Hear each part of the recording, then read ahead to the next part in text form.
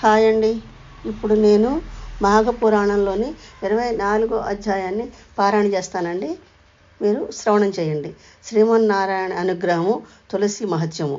గృత్సుముద మహాముని జోగునుమునితో ఇట్లనెను. సత్యజిత్తు ఏకాదశి యందు భార్యతో పాటు ఉపవాసం ఉండును. కేశవుని గంధ పుష్పాదులతో నర్చించును. దేవతల హితము కోరి శ్రీమన్నారాయణ నిరంతరము జపించుచు జాగరణం చేసెను. ఏకాదశి నాటి రాత్రి మొదటి జామునందే శ్రీహరి సత్యజిత్తునకు ప్రత్యక్షమాయను. నీలి మేఘం వలె నల్లని ఛాయతో, నల్లని ముంగురులతో, పద్మ నేత్రములతో ప్రకాశించు తిలకముతో, విచిత్ర కుండలముతో చక్రులు ప్రకాశించుండగా సూర్యకాంతిని మించి కిరీటముతో, హరకేయూరాది విభూషణములతో, పచ్చని పట్టుబట్టలు కట్టి మనోహరమైన రూపంతో గరుత్మంతునిపై నెక్కి వచ్చను. మునిగణములందు శ్రీమన్నారాయణను స్తుతించు భార్యతో పాటు శ్రీమన్నారాయణ పాదములపై పడి నమస్కరించను. శ్రీమన్నారాయణమూర్తి, నాయన కోరిన వరము నిచ్చెదను, అడుగుము అనెను. అంత సత్యజిత్తు, స్వామి, ఇంద్రాదులకు పూర్వం వల్లనే సంచరించు శక్తి ఇమ్ము, వారిపై దయ ఉంచుము, తరువాత నాకును నా భార్యకును నీ సాన్నిధ్యమును అనుగ్రహింపుము అని కోరాను. శ్రీహరి దయతో వాని కోరికను అంగీకరించను. ఇట్లనెను, ఓయి, ఈ ఏకాదశి తిథి సమస్త పుణ్యమును నిచ్చును. నేను ఈ తిథి అందే నీకు ప్రసన్నుడనైతిని కావున ఈ తిథి నాకు ఎంతో సంతోషం కలిగించు తిథి. నీవు నీ భార్య ఈ పారిజాత వృక్షమును పికిలించి ఇంద్రునికి ఉండు. పవిత్రము వనవాసి నాకిష్టము అయిన ఈ తులసిని నాకిమ్ము, నీకు శుభము కలుగును, మరి యొక్క ఆలోచన వలదు అని పలికను. సత్యజిత్తును అట్లే అని అంగీకరించను. మరునాటి ఉదయమందు భార్యతో కలిసి పారిజాత వృక్షమును పెకిలించి ఇంద్రాదులకు ఇచ్చను. తులసిని లక్ష్మీపతియకు శ్రీహరికి ఇచ్చను. శ్రీహరి అనుగ్రహం వలన ఇంద్రాదులందరూ శక్తివంతులే సింహనారాయణను నమస్కరించిరి. శ్రీహరి ఇంద్రాదులను వినుచుండగా సత్యజిత్తును వాని భార్యను చూచి ఇట్టనెను, ఏకాదశి తిథి నాడు నీవు భక్తితో నీ విధముగా నన్ను పూజించి నా అనుగ్రహమును అందుట వలన మిక్కిలి ఉత్తమమైనది, నాకు మిక్కిలి ఇష్టమైనది ఈ ఏకాదశి తిథి. సర్వజీవుల పాపములన్నింటినీ పోగొట్టి అనంత పుణ్యమునిచ్చును. మందమతులైన మానవులు ఈ విషయమును గమనించలేరు. పాడ్యము నుండి 10 దినములు యథాప్రకారము భుజించి ఏకాదశి నాడు ఉపవాసము జాగరణము చేసి నన్ను స్మరించువారు నా సాన్నిధ్యమును చేరును. ఇహలోకమున పరలోకమున సర్వసుఖములను పొందుదురు.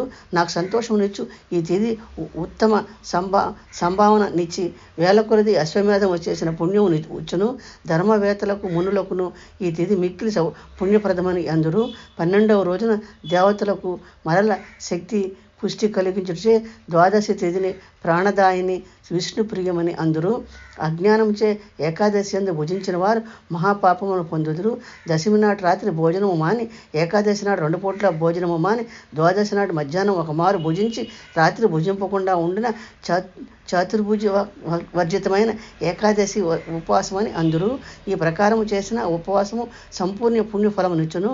పుణ్యప్రదమగు హరినామ స్మరణ ఉపవాసము జాగరణము చేసి నన్ను యథాశాస్త్రముగా పూజించిన వాడు నాకు ఇష్టడు, నా లోకము చేరును. అట్టి ఏకాదశి ఉపవాసము చేసిన సంపూర్ణ పుణ్యఫలము ఇచ్చును. ఇట్టి ఏకాదశి ఉపవాసం చేసిన వానికే గాని వాని కులం వారి అందరికీ రక్షించి అనేక యజ్ఞములు చేసిన పుణ్యం ఇచ్చును. 4 వర్ణముల వారు, సన్యాసి, వానప్రస్థుడు, స్త్రీలు, బాలవృద్ధులు అందరూ ఏకాదశి నాడు భుజింపరాదు. ఏకాదశి నాడు స్త్రీ సుఖము, నిద్ర, అన్నము వీనిని విడిచి నన్ను పూజించవలను. నా పాదోదకములను సేవించవలను. అన్ని మాసములందు శుక్ల కృష్ణ పక్షములు రెండింటిని వచ్చు ఏకాదశులన్నీయును అట్లే ఉపవాసం ఉండవలను. అన్ని మాసముల యందును శుక్ల కృష్ణ పక్షములు రెండింటి ఎందును ఏకాదశి తిథులందును అట్లే ఉపవాసం ఉండవలను. చాంద్రాయణాది వ్రతముల ఆచరించటం వలన వచ్చిన పుణ్యము ఏకాదశి ఉపవాస వ్రతం వలన వచ్చును. కావున మానవులారా, మునులారా, యోగులారా, నా భక్తులారా, మీరెవరును ఈ ఏకాదశి నాడు అన్ని మాసముల ఎందును 2 పక్షముల ఎందును తినరాదు. ఇది సత్యము. ఇట్లు ఉపవాసం చేసిన వాడు నా లోకంలో చేరి నన్ను పొందును. ఇది తథ్యము అని బిగ్గరగా పలికెను అని గృత్సుముద మహాముని జోగునుముని వివరించను. గృత్సుముద మహాముని జోగునుమునితో ఇట్లనెను, శ్రీమన్నారాయణుడు ఏకాదశి వ్రత విధానము మహత్యమును వివరించి ఇంద్రాదులతో ఇట్లనెను, మీరు ఈ పారిజాత దివ్య వృక్షము తీసుకొని మీ నివాసంపై స్వర్గమునకు వెళ్ళుడని చెప్పాను. ఇంద్రాదులు శ్రీహరి చెప్పినట్లు పారిజాత వృక్షము తీసుకుని స్వర్గమునకు పోయిరి. వారందరూ వెళ్ళిన తరువాత తులసి శ్రీమన్నారాయణుడితో ఇట్లనెను, స్వామి, నీ పాదపద్మముల యందు ఆసక్తి గల నన్ను దయచూడుము. నీవు తప్ప మరి ఒక గతి లేదు.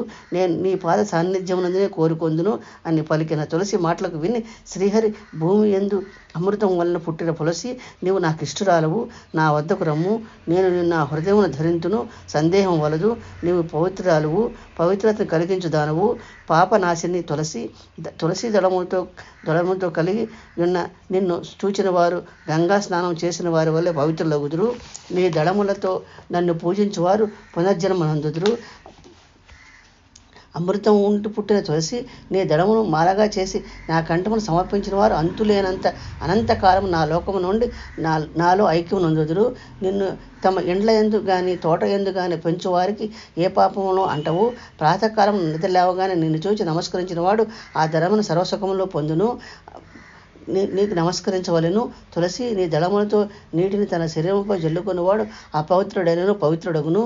నీ కుదురు మొదలులోనున్న మట్టిని తిలకముగా నుదుటిపై ధరించినవాడు సర్వసుఖములను పొందుదురు. యక్ష రాక్షస పిశాచాదుల వలన వానికి ఏ బాధలు ఉండవు. అమృత సంభవ తులసి, త్రైలోక పావని, నేను లక్ష్మీదేవిని సమానముగా భావింతును అని శ్రీహరి తులసికి వరములిచ్చను.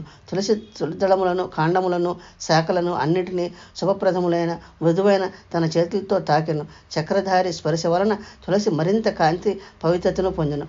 అప్పుడు ఆ తులసి మనోహరమైన పవిత్రమైన స్త్రీ రూపమునంది శ్రీహరి అంశను పొందెను. ఆ మాయావి జగదీశ్వరుడు అయిన శ్రీహరి లోక రక్షణార్థమై తులసిని నియమించెను. శ్రీహరి ఎడమ చేతి తాకబడిన భాగము కృష్ణవర్ణమై కృష్ణ తులసి అని పేరు పొందెను. ఆ వైపున ఉన్న ఇతర వృక్షములన్నీ తులసి సాన్నిధ్యంతో పవిత్రములాయను. తులసి ఉన్న ప్రదేశము పాపములను పోగొట్టును. అప్పుడు శ్రీహరి సత్యజిత్తును చూచి, నీవు నాకు పూజ చేసి బ్రాహ్మణ సమారాధన చేసి నీవు నీ భార్యను భుజింపుడు అని పలికెను. సత్యజిత్తు కూడా శ్రీహరిని పూజించి బ్రాహ్మణులకు భోజనం పెట్టి తన భార్యతో కలిసి భుజించెను. అట్లు ఆ వ్రతము పూర్తి అయిన తరువాత శ్రీహరి అందరూ చూచుచుండగా సత్యజిత్తు దంపతులతోనూ తులసితోనూ కలిసి గరుత్మంతునిపై నెక్కి తన లోకమునకు పోయెను.